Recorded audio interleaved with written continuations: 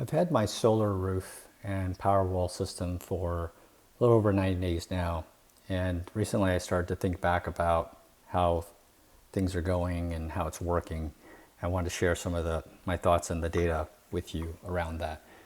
Overall, system is amazing. I'm still blown away by how solar works in general, how that just based on the sun coming up in the morning, you can get electricity and store that, use it overnight. So the system works flawlessly. No complaints there. But the couple of things I misunderstood or got wrong falls in really just two categories. One is around how much my home usage is. And I didn't have one of those monitoring systems that kind of broke down what appliances are using what. I just had a total picture. So I made some assumptions. I really got a lot of that wrong.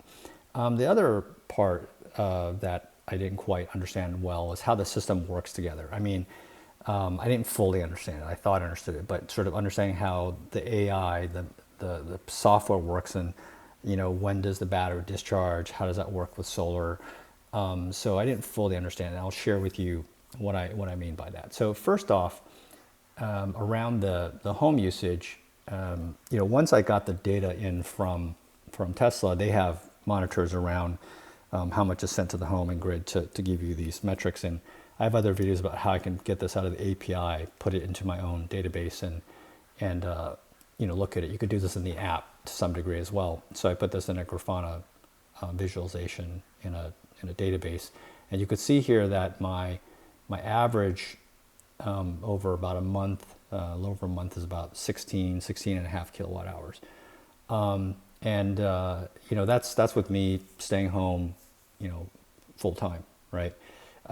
It would be a little bit less, obviously, if went back to the office, because we'd only be home, towards the morning and the evenings. But I could figure out a range there. So, for example, I know at night when people are asleep, based on the kind of the steady state at nighttime when no one's awake doing things, it's really just all this stuff plugged in, like refrigerators and whatever else. If I do a 24-hour multiplication of that, it comes at about 12 kilowatt hours. So somewhere between 12 kilowatt hours and 16 is what you can expect. I can expect for my house. Whether I stay home fully or I go back to the office. So that's a much better range than I had earlier anticipated. So like I said, you can get all this information from the app itself or the Tesla API, which is what I did, so I can run more calcs and graphs. And then the other part is how the system behaves. If you look at, this is a picture of a particular day, which I thought was representative of how to think about this. So, what didn't dawn, or what didn't sink in really for me, was that the highest use around the home is really around actually when the sun is not as available, and you're essentially having to feed, if you're trying to save money, you're going to feed that primarily from the Powerwall. And so I hadn't really thought about that. And I'll explain that a little bit more too in all the different modes you can see in the app. But I'll walk you through it. So obviously, in this particular mode, as the sun comes up, it begins to charge the Powerwall from the night before, right? So it charges the Powerwall. It puts some of it to the grid and the home if there's there's a little bit left, but mainly to the Powerwall. And then once it's done, you can see here it puts it between the home use, and then exports the rest of the grid. So that happens for the most of the day, which frankly, the other part to notice is the shading here. So I'm in California. I have what's known as a time of use plan, and so the electricity for this dark period, what's known as off peak, is at a lower rate, and then it starts to go up as people use it more, and there's a partial peak in this little bit shaded area, starting at 3 p.m. and at 4 p.m. it goes to peak, which is a lot more expensive, all the way until 9 p.m., which is the highest use. So that's peak, and it goes back down to partial peak until midnight. And then so between midnight and 3 p.m., that's when it's the cheapest. So if you look at that profile, the majority of the electricity is generated during the off-peak time, And then, the way I have it set up, again, I'll cover that in the app in more detail about the modes, is at 3 p.m. when partial peak hits, I've had this schedule set in the app, so it knows, okay, start discharging from the Powerwall, because I want as much of the solar to go to the grid so that I get the most amount of money back, right? Because you're getting, more money. At PG&E that's my utility company in California. At present, we get 100% sort of one-to-one pricing. So whatever price it is at that time period, that's what I get. There's no discount at the moment. Hopefully that never changes, but who knows. And then at 4 p.m. it keeps going all the way. It tries to go all the way till midnight, for the maximum amount of cost savings, and then tries to pull from the grid the rest of the time. Again, that's in a certain mode. You can change that behavior. And so, and you can see here the peaks of the home usage here reflects that reflects how the usage is represented in what we're doing at home, obviously, right? So if you look here, in the morning, get up for breakfast. That's where some of these spikes on, turn on the stove. If I have an electric stove, or heating comes on, people turn things on, whatever, right? And then since we're at home, right, during lunchtime, people are cooking again, so that spikes up. And then the biggest one is obviously during dinner time, right? So cooking, people are home, lights are on because it's dark, TV's on, so a lot more things happening, so electricity goes on. And then, obviously you can see here the Powerwall's trying to supply it.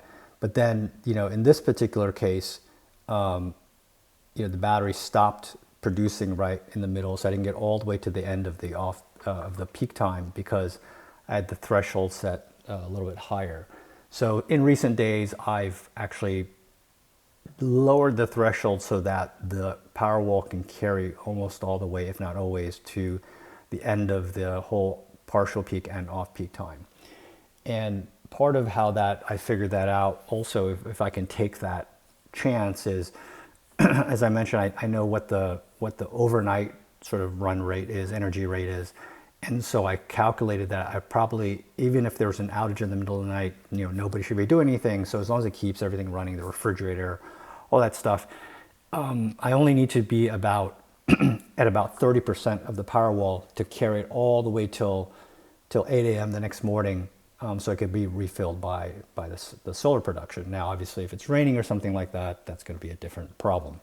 But I only need about that 30%, so I'm willing to take that risk to get the cost savings.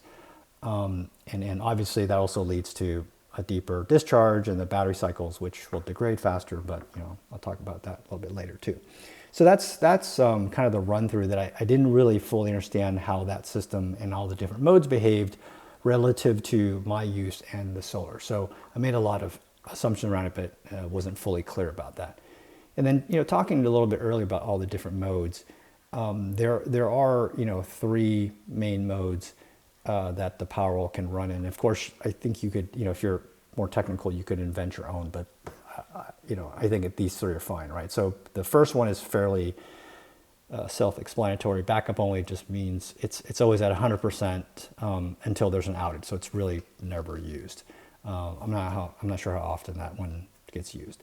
Self-powered is one where it tries to use the battery at all times. So whether it's peak, off peak, partial peak, it will try to use the battery as much as possible, as long as it's above the threshold. You can set a threshold what you want for backup. So if you set it to 100%, essentially it's a backup only mode, right? It'll never come on unless there's an outage. So as long as you're above the peak, above the threshold, then it'll try to discharge and charge, throughout the day. And then it'll try to fully recharge right before sunset, so you can use it for as long as possible when the sun's not there. Advanced is what I tend to use. I think a lot of people tend to use this one. So a lot of this is based on time of use, right? So you can enter a schedule in there, and that's how it knows when to discharge. So it tries to push out the energy from the battery to the home during the more expensive time. So in balanced, Between balance and cost savings, I play with this a little bit. I noticed that they're actually quite similar in the way they behave, and they only vary slightly in the way that in balance, I think it charges sometimes later in the day. So like it may decide to use use the solar to power the house for a little while before it decides to recharge the battery. And then it discharges maybe a little bit later, so it doesn't start right away during the partial peak. It only starts during peak times. So there's a little bit of a slight variation. Cost savings is very predictable. It charges, as I showed you in the previous graph, it charges right away the moment solar is available. It gives it first priority to recharge, and then the moment it hits partial peak or peak, it starts to discharge right away. So that's roughly the behavior you get between these different modes. And then one of the things I think about what could I maybe thought about differently, done differently, is given that this the way this thing discharges, I think it would have been helpful to have another Powerwall so that I could have a bigger reserve as I use it into the evening. Although if I really think about it, it's not economical, right? I think sure it'll be nicer, but in terms of payback period, it would not make sense. And speaking of which, right, how do I know how much savings I am? So that's the thing. I estimated some of this, and I thought between a 14 and 20 year payback, but it actually turns out it's much better, especially with this cost saving mode, right? So these are the actual rates that come from my utility PG&E here in California.